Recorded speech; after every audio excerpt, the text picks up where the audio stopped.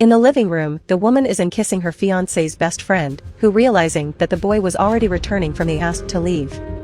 Meanwhile, the husband who is in the kitchen preparing a snack for his friend, returns to the living room and finds only him playing with the cat, asks if he is hungry, and delivers the plate. They caress the cat and then the friend asks, "Sure you didn't call me here just to eat and see the cat?" And the boy answers, "So I called you to make you a very special invitation." Playing, the friend asks if it will be needed spending money and the boy says, "It depends, I would very much like you to be our godfather, my and Tamara." Demonstrating a lot of happiness for the wedding that is coming, he gives him a hug saying, "My congratulations, it is logical that I accept Will. We have known each other since I was a child and it was thanks to you that we found our company. We are partners. You think I would not go to accept? It will be a great pleasure." Will thanks and says he is very happy that he has accepted the invitation. The friend, pretending not to know, asks if Tamara is at home and Will calls her to say that Paul agreed to be their godfather. Right in front of Will, Paulo gives a hug at Tamara, taking his but without his friend seeing. And as soon as he hugged her, he wishes the couple again and praising his friend, "He is a brother for me, takes good care of this boy." She replies that they love each other and will take good care of him. Shortly thereafter, Will asks her to leave for a while so they can talk a serious matter. She tells them to feel comfortable and leave. They go back to the couch and Will says, "Besides the request to be godfather, I also called you here to say something else much more serious."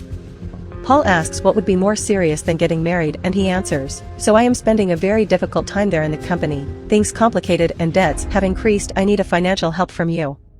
Paul, without understanding, he says they are partners and earn the same percentage of profits, so he knows that the company is doing very well and asks if his problem is at home.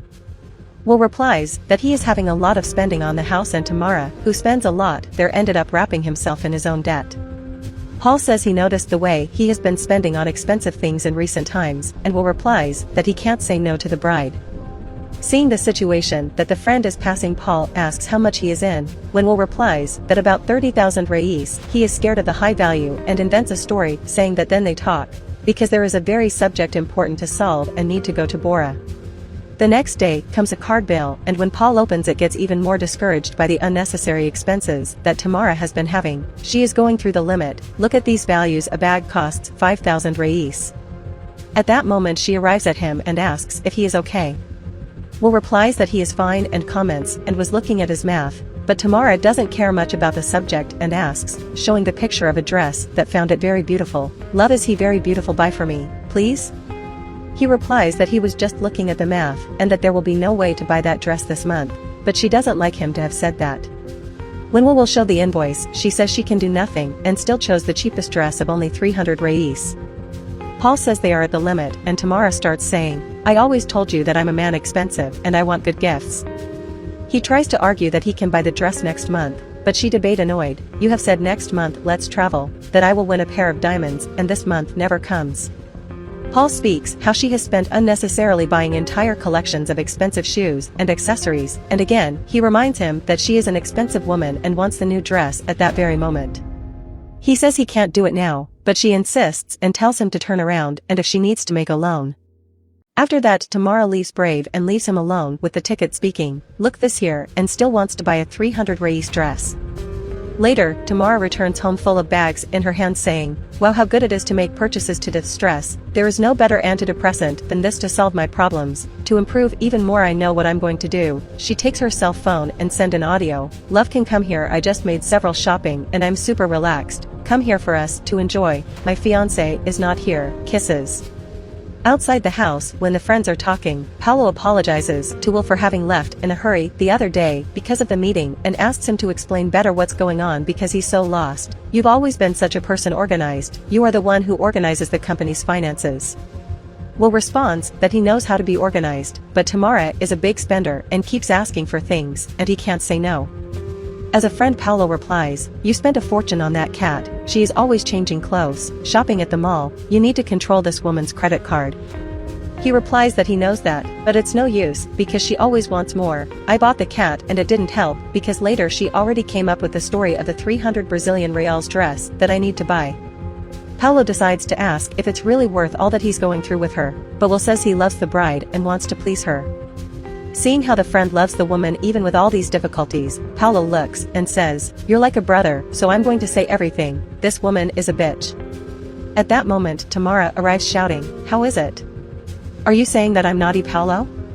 Come inside my house to say that about me?" Paolo, taking himself, answers, "That's exactly what I wanted to say, and Will, you need to pay attention to the type of woman you're living with." Paula, crying, goes to her fiancé and asks, "Baby, are you going to let him talk to me like that inside our house?" Will looks angrily at Paolo and asks, "How did you have the courage after I asked you to be our best man at our wedding? You come to my house to treat my wife like that?" Paolo again replies that this is exactly it, "I'm your partner for life, I can prove it to you, this woman keeps hitting on me."